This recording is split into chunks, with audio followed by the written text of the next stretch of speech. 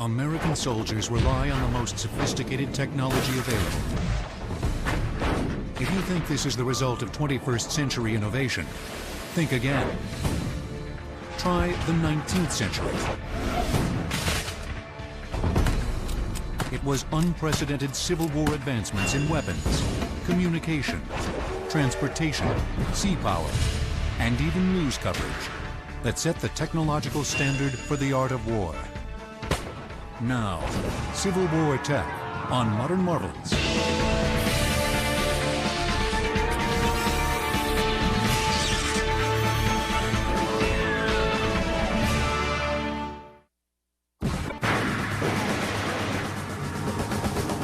Iraq, 2003. America invades with the most modern weapons and tactics ever conceived.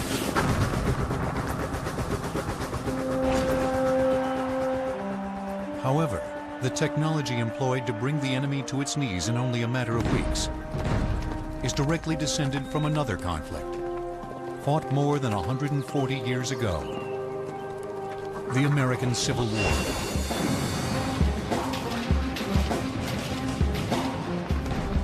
The Civil War was the first of the great modern wars. In its 4 short years, warfare evolved some 500 years to what it had been. Beyond any shadow of a doubt, there's a very direct correlation between the technology used in the American Civil War and the technology being used in today's military.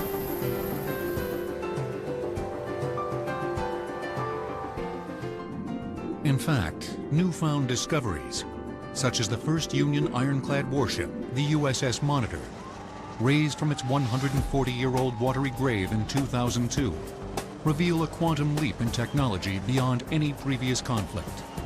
Today's modern warship was born right here. This is the first instance of the movable turret that allowed every gun to be brought to bear on any target. This was the death knell of the old system. The armored protection for guns was born here. This is the granddaddy of them all, the USS Monitor. The technology of the Civil War reaches back to the Industrial Revolution that began in the last decades of the 18th century in England. It was a time of profound transformation that resulted in new manufacturing processes. By the 1850s, the Industrial Revolution was firmly established in America.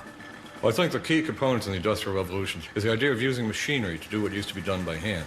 And also, with machine-made production, you have interchangeability. And with interchangeability, you can mass-produce things. By the mid-19th century, mass production industries had been developed mainly in the North, which controlled 80% of U.S. factories. But in 1860, 84% of all Southerners worked in agriculture. The cotton industry was booming in the South.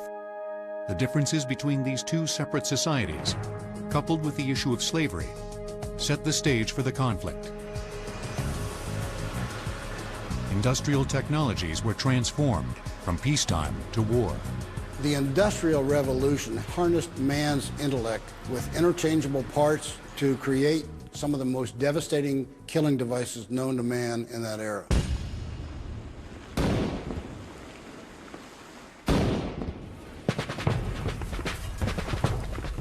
At the beginning of the Civil War, infantry soldiers were armed with the smoothbore muzzle-loading musket, in use since the 1600s. The weapon was time-consuming to load, and its rate of fire was 3 rounds per minute, with an accurate range of under 100 yards. This is a smoothbore muzzle-loading musket. Paper cartridge containing the bullet and powder will be withdrawn from the cartridge box. The cartridge will then be formed with the teeth, the powder charge will be dumped down the barrel, and the ramrod will be withdrawn. You'd use the ramrod to ram the cartridge down the musket barrel. Then the musket could be cocked, take a priming cap, place it on the nipple, and the musket will be ready to fire. The American muzzleloader was grossly inaccurate because a ball did not fit tightly in the muzzle or the barrel of a gun.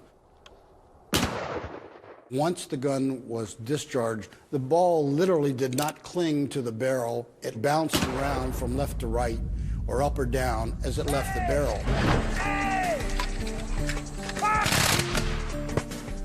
Two new technological innovations dramatically improved the accuracy and range of the weapons used during the Civil War.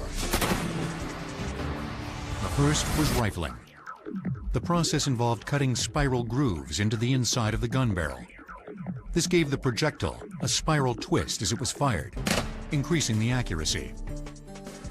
Rifling, practiced since the 1600s, was done by hand. However, by the time of the Civil War, rifling a barrel with a machine lathe was far more precise, and weapons could be mass-produced. This machine operated and had a cutting edge in it. And as the barrel was turned around that cutting edge, it would groove into the barrel and you'd have rifling. Then, the round musket ball, in use since the 1400s, was redesigned into a cone-shaped slug about ½ an inch in diameter and an inch long. It is largely attributed to a Frenchman, Claude Minié. He invented or conceived of a ballistic-shaped missile. At first it was called the Minié ball, but Americans simply referred to it as the mini ball. When fired, the gases expelled from the powder expanded the mini ball into the rifling grooves of the gun barrel, causing the projectile to spiral at an accelerated velocity, making it go farther, faster, and straighter. The mini ball gave us the capability to fight at long range and to engage troops at a distance of 2, 3, or up to 400 yards. It was long-range fighting. From 1861 and throughout the war, over 1.5 million Springfield rifled muskets were mass-produced, most of which were purchased by the Union Army. The Springfield's rate of fire was still 3 rounds a minute. However, its range was vastly improved to 500 yards. This is an 1861 Springfield muzzleloader. Since the Union invested in the Springfield early in the war, it became the basic infantry weapon used in the conflict. However, weapons technology continued to improve with a rifle that loaded from the breech, or back end of the barrel. A popular breech loader model was the Sharps carbine rifle, used by the Union cavalry in the first 3 years of the war. The Sharps rifle rate of fire was up to 10 rounds a minute, with a range of 1,200 yards. In order to load the rifle, the shooter would drop the breech, insert the cartridge with the bullet and powder, insert it into the chamber, raising the breech block, trimming the back of the cartridge off, exposing the powder to the primer. The nipple would then be primed with a percussion cap, the hammer would be cocked, and the rifle would be fired. And this, again, would be an incredible innovation at that time when you could only get in 1 or 2 shots from the old single-loaded muzzle loaders of that time. So these new breech loaders will be a very definite link across the ages between the Civil War and modern-day weaponry.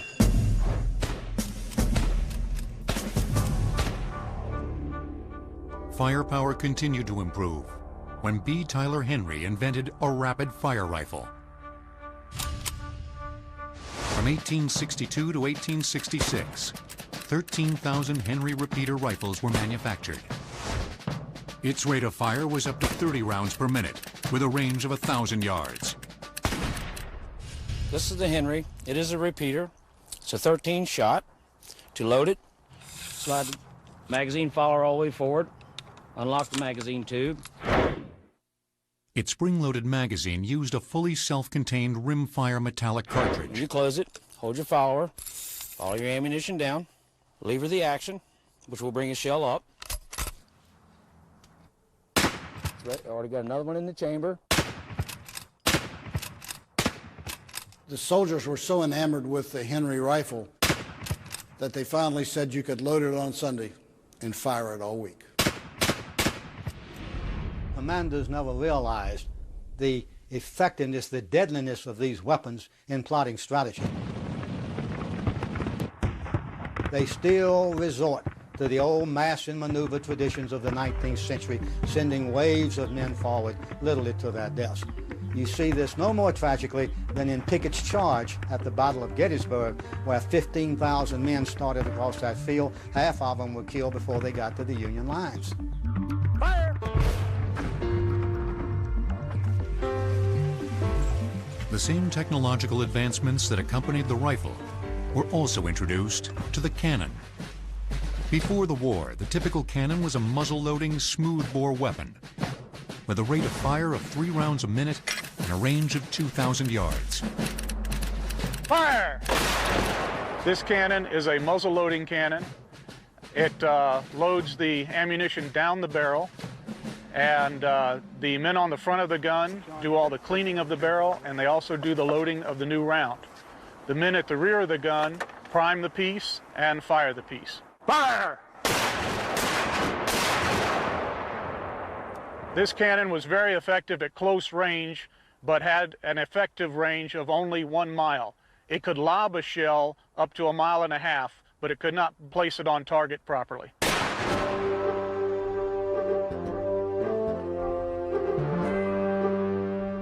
Robert Parker Parrott, a retired Union artillery captain who turned to metal foundry work as a civilian, made advances in the technology of manufacturing cast iron, which allowed industry to create stronger cannon barrels that could be rifled. The powder is deadly at 3,200 yards, almost 2 miles. So artillery efficiency, artillery deadliness almost doubles thanks to simply the concept of rifling a cannon barrel. Toward the end of the war, long-range weapons such as the rifled-barreled breech-loading cannon were imported from Europe. Its rate of fire was up to 6 rounds a minute, with a range of 2 miles. The breech loading system has a wedge in the back of the gun, which allows you to open it and expose the chamber. At that point, you place a projectile in and your charge bag. It's tamped home. You're allowed to slide the breech closed and lock the breech. And the piece is ready to fire. Fire! It is from the breech loading and the rifling of Civil War cannon that today's modern artillery come. The connection is direct and unbroken.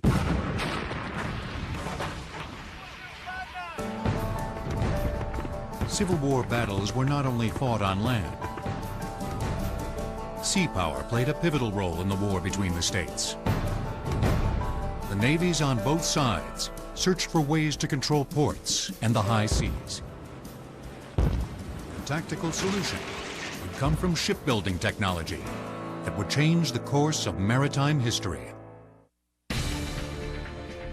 During the Civil War, the price of a Springfield rifle was $15 to $20, which was about a month's pay for a Union private. Civil War tech will return on Modern Marvels.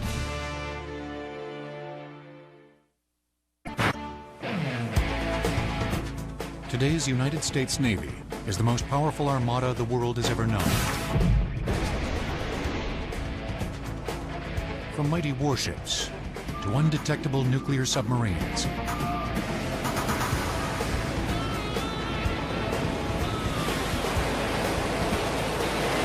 It has an uncompromised global reach.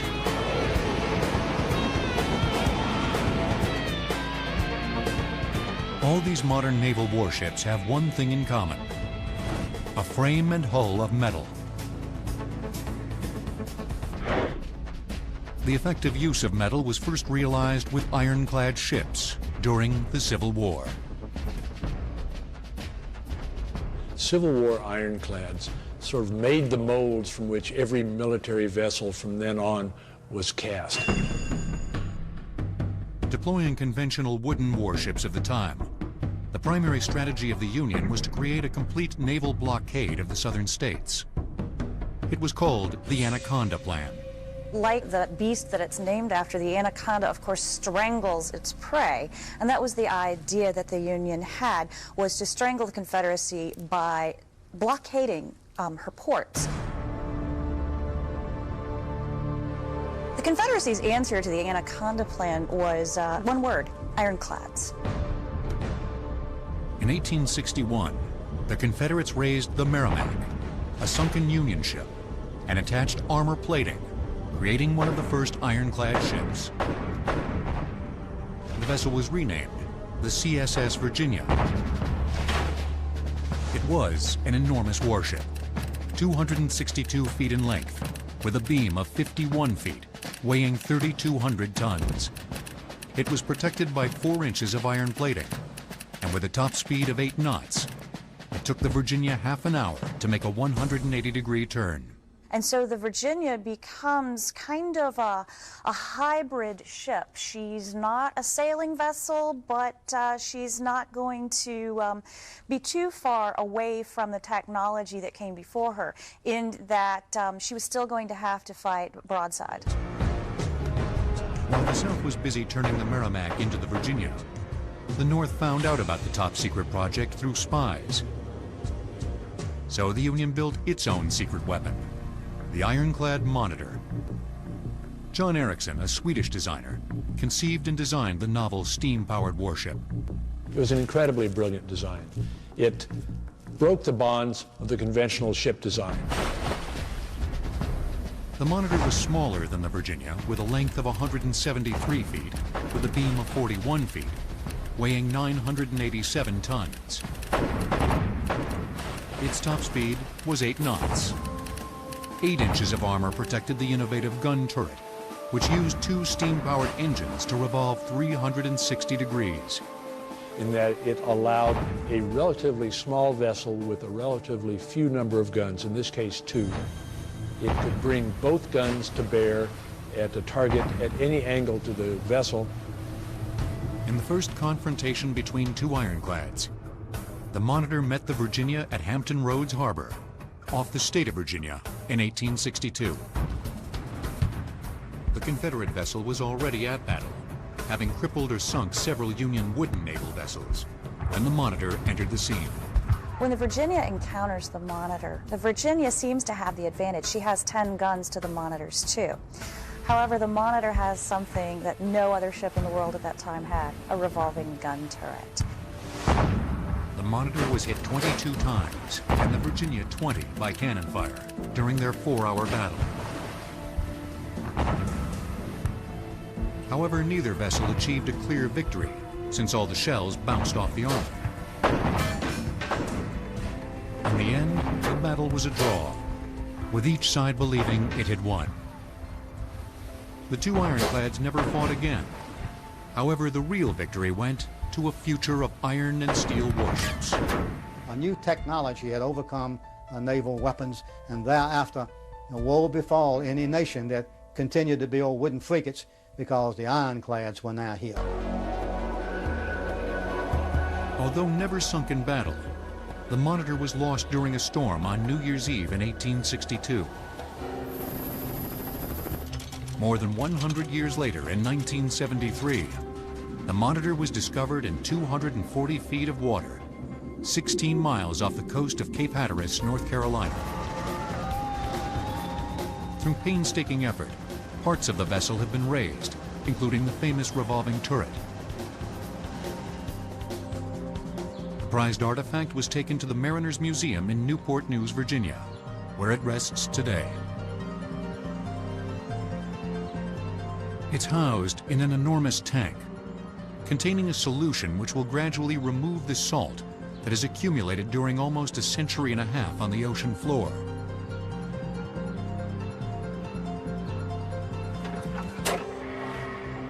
However, on this rare occasion, the Mariners Museum has agreed to empty the tank for modern marvels, so that we may take our cameras inside this revolutionary historic monument.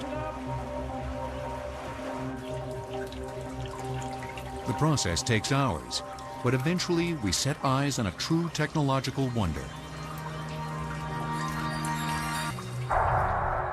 When the Monitor sank, it turned and rested on the bottom upside down.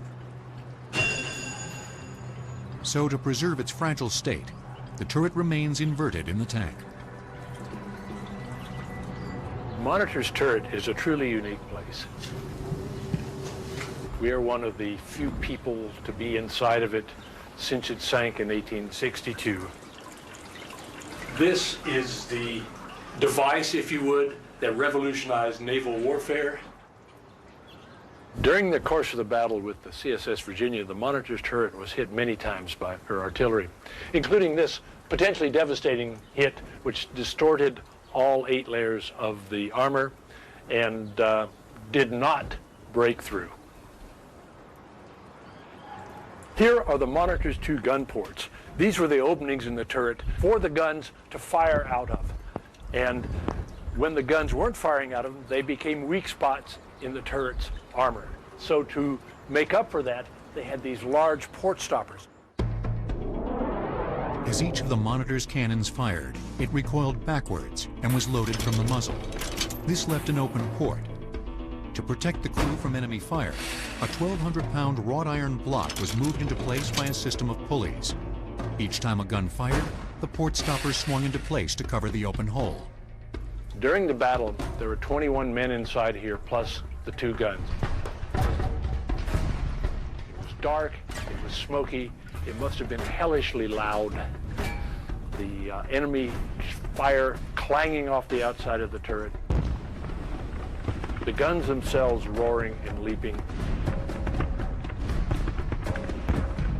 They were stretching the technology of the time to build this, and it proved to be quite successful.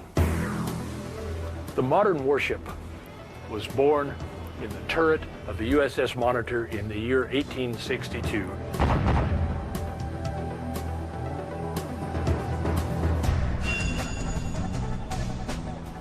Whether on sea or land, transportation of troops and supplies is a centerpiece to any military battle plan. Civil War commanders realized this all too well and depended on new technology that accelerated transport strategy beyond any previous wartime conventions. The USS Monitor was the first naval vessel to have a below-the-waterline flush toilet. Civil War tech will return on Modern Marvels.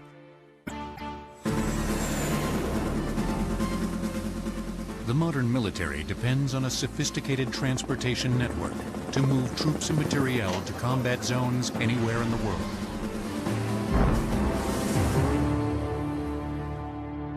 Civil War strategists made a monumental leap over their predecessors by employing a new mode of transportation,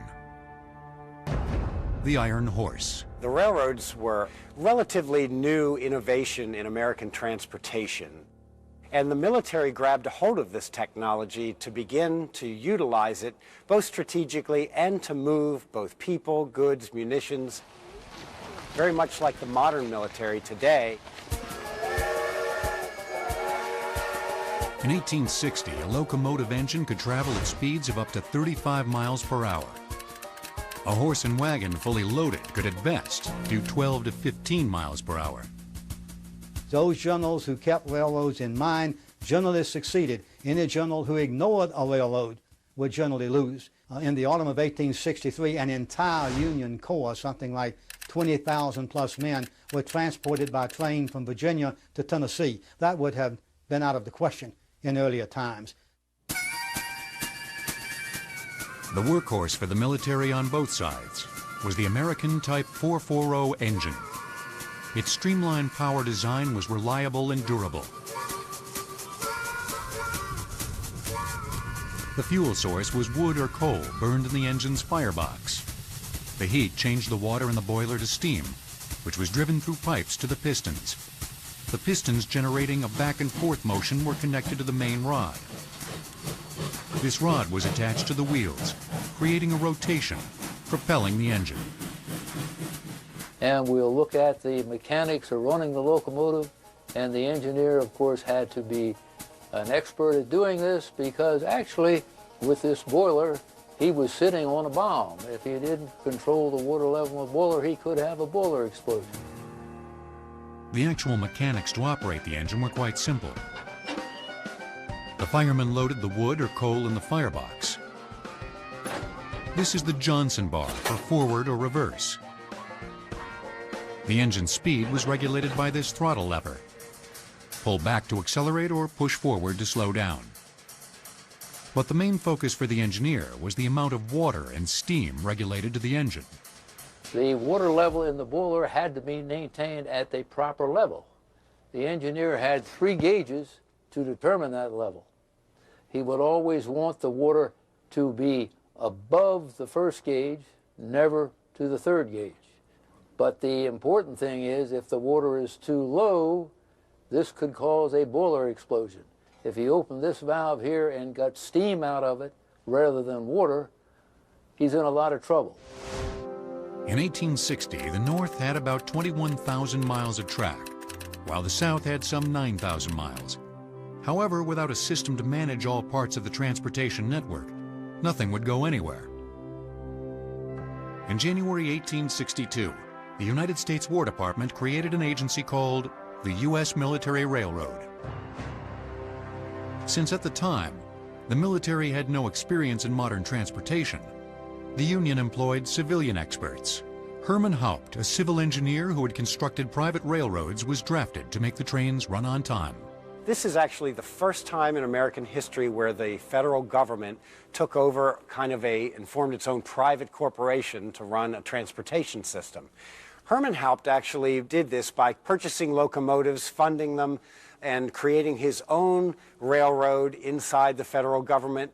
His greatest achievement probably came in the Gettysburg campaign. He sent in crews, they built a new railroad. Herman Haupt was sending up about 1,500 tons of supplies per day to that army. Not only is that amazing, but the trains going back were not empty. He placed the wounded soldiers from Gettysburg on their trains, and some 15,000 of them were taken to military hospitals at railheads such as Baltimore and Washington. It was a truly incredible accomplishment. There are about 7,000 books on Gettysburg. Very few ever mention Herman Haupt's name. He should be one of the leading heroes of that campaign. As the Civil War raged on and the North began moving into Southern territory, Union trains encountered a huge technological obstacle that literally stopped them dead in their tracks. Railroad gauge in America is the distance between the 2 rails. In the North, standard gauge was, say, this wide. In the South, many of the railroads were like this wide, so the equipment couldn't fit on the tracks. It was that simple. The Northern Railroad track width, or gauge, was 4 feet 8.5 inches wide, derived from the British who pioneered railroad technology. However, the South used a variety of gauge. There was no standardized width for the tracks. Many of the armies literally had to pick up the tracks in the South and relay the track beds to standard gauge so that their locomotives could run on them. One of the great results of the American Civil War through the standardization of gauges north and south was the creation of a near national network of railroading for the first time in American history.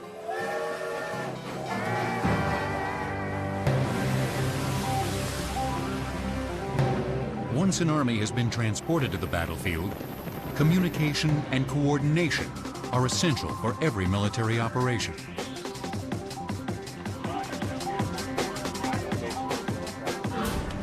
During the Civil War, orders sent by foot or horseback could take hours or days. A breakthrough technology gave commanders the unprecedented ability to communicate messages in mere seconds. The American railroad track width of 4 feet 8.5 inches derives from the distance between the wheels on a Roman chariot. During the 1800s, the British used this standard for their railroad tracks, and America followed suit. Civil War tech will return on Modern Marvels.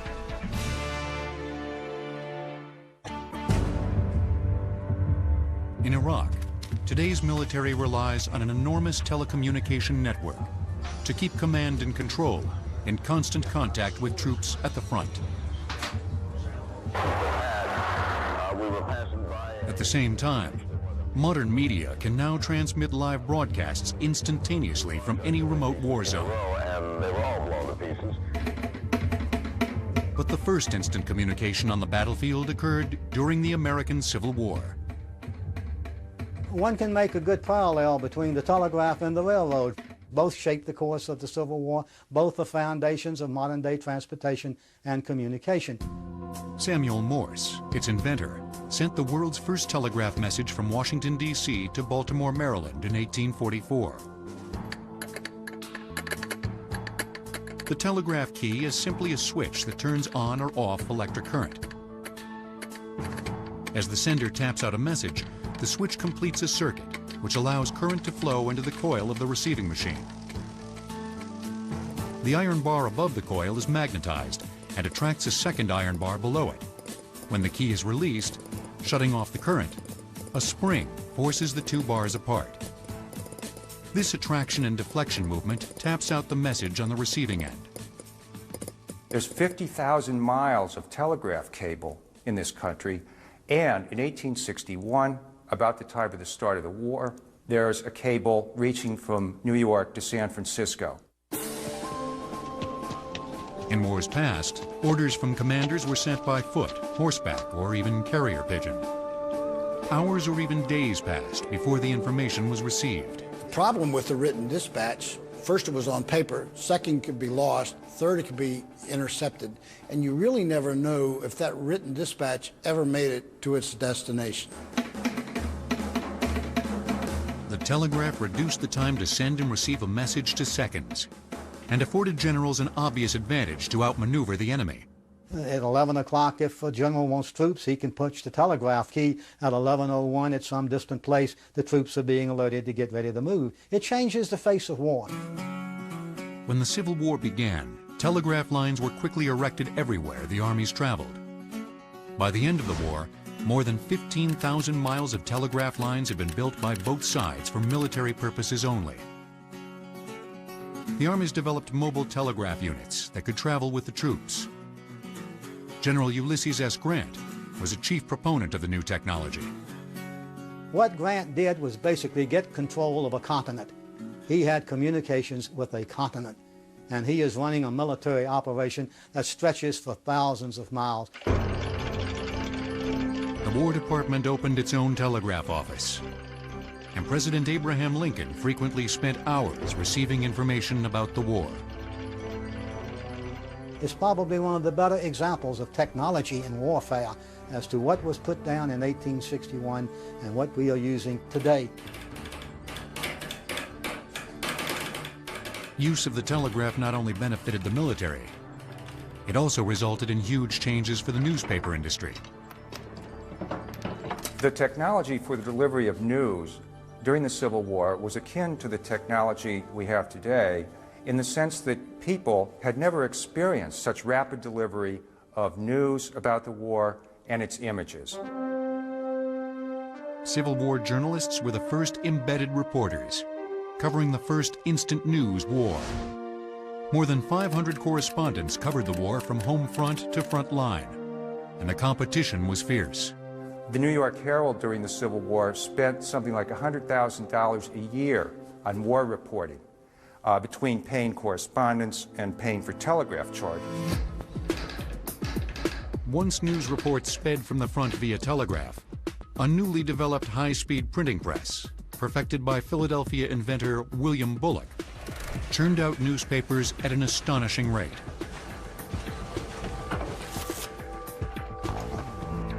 Prior to Bullock's press, only 1,500 news copies an hour could be printed by a hand press.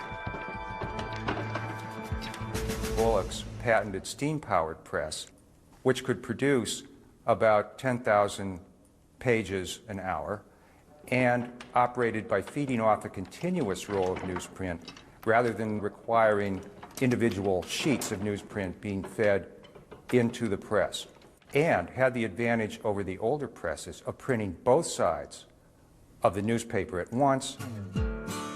The telegraph and high-speed presses signaled a giant leap forward for mass media.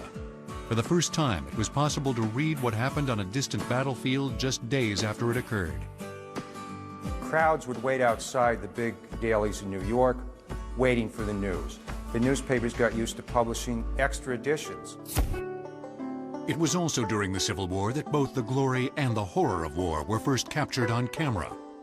Matthew Brady and his associates recorded the images of war and brought them to the American public.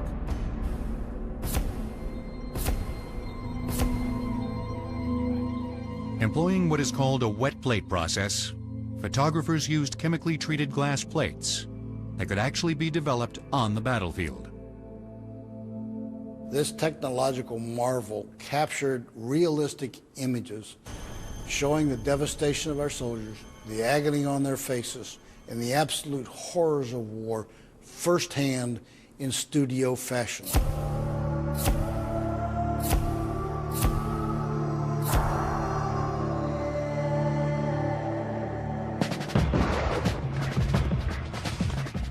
Technology may have fueled the misery of war. However, innovations in battlefield medicine and field rations would make a soldier's life somewhat more bearable. In 1867, William Bullock, inventor of the high-speed steam Bullock printing press, met an untimely death when he became entrapped in the gears of his invention. Civil War tech will return on Modern Marvels.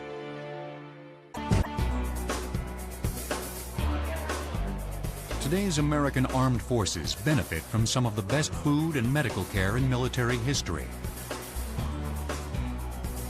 The concepts of providing soldiers with portable, nutritious meals and employing life-saving combat medical procedures took giant steps forward during the Civil War. Many of the technological advances, advances in surgery, sanitation, dietetics, can all be traced directly back from our modern military today, right back to the American Civil War.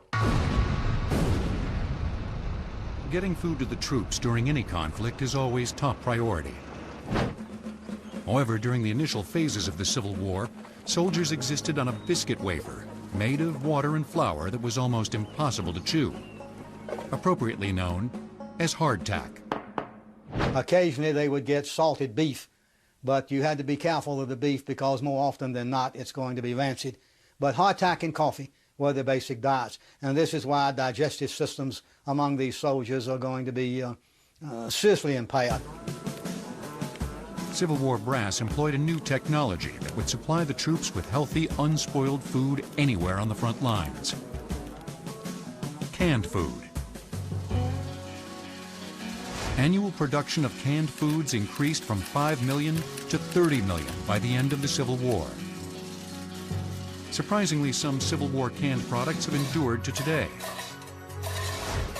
such as Underwood deviled ham, Lee & Perrin's Worcestershire sauce, Borden's condensed milk, and Van Camp's pork and beans.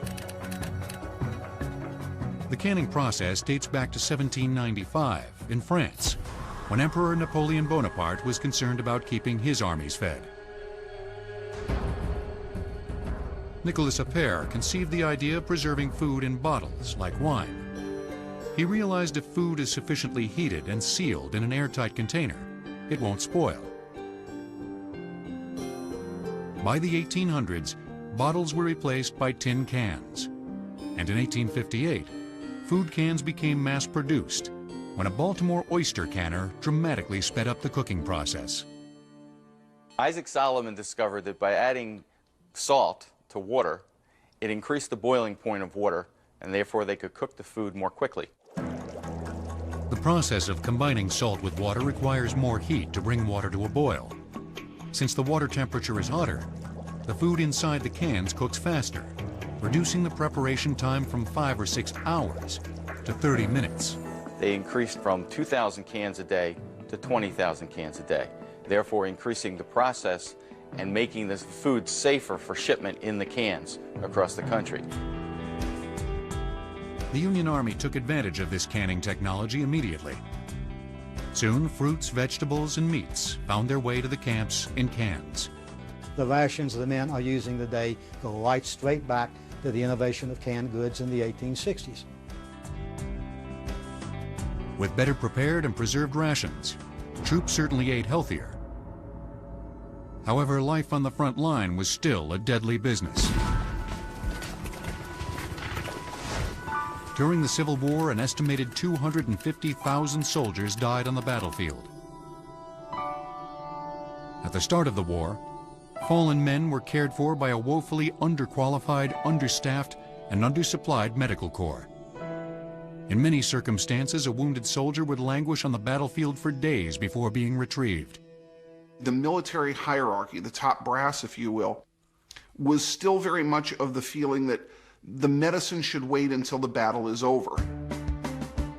Dr. Jonathan Letterman, medical director of the Union Army, was considered the father of battlefield medicine. Letterman developed a rescue system for evacuating the wounded and established ambulances operated by dedicated military personnel assigned to each regiment. A wounded soldier could now be taken off the battlefield and admitted into a field hospital within hours. This is a typical ambulance wagon, outfitted with water cask and empty stretchers used to evacuate wounded soldiers from the battlefield carnage. Typically, these wounded were stacked laterally left and right, too high, as they were evacuated from the battlefield to the rearward hospitals. Anesthesia, such as chloroform, was introduced in the 1840s, but had its first widespread use during the war. For more efficient delivery, new devices were developed for its use. This is called the Chisholm inhaler. It was developed by the Confederacy. By having a small sponge inside, we are able to concentrate 100% of the ether or chloroform into the patient. A few drops were to be put on the screen. It would then be inserted into the nose of the patient, and a very small quantity of chloroform or ether could then render the patient unconscious. Civil War surgeons not only saved lives on the battlefield, but with new technology, they were the first to attempt cosmetic and reconstructive surgery after a patient recovered. Men who had very traumatic wounds, especially to the face, that affected their appearance, could actually find relief from a surgeon who could reconstruct that part of the face that was very badly damaged. We have one excellent example of a soldier. The wound included parts of his nose, his cheekbone, and his upper lip, very badly damaged. The cosmetic surgery closed the hole in the wound, but of course left severe scarring. A prosthetic device was then developed, a nose piece to cover the nose, a large mustache to cover the missing part of the upper lip, was hung on a pair of glasses. The glasses could be placed on, the nose then would be in the correct place, and he could lead a very normal life, appearing to be very normal to anyone who saw him on the street. Amputation was a common surgical technique performed on patients with severe wounds. However, new prosthetics came of age during the Civil War that gave patients maximum mobility after surgery. We have a leg here, just a peg leg like you would expect to see on a pirate, very heavy, made of heavy leather, wood, and metal, not very functional, not very good looking, and not very comfortable for the wearer. On the other hand, we have a very technologically advanced arm from 1863. It has vent holes to allow for free air circulation. We have an articulated elbow for natural movement. We have an opposable thumb on a natural hand. That thumb can actually allow the wearer to grasp. And over the whole arm, we have a paint color that is going to more closely approximate human skin color. This is the technological beginnings of modern prosthesis. It started a trend of fit and function that today is seen in the modern sea leg. The sea leg is the most modern leg used by the United States military.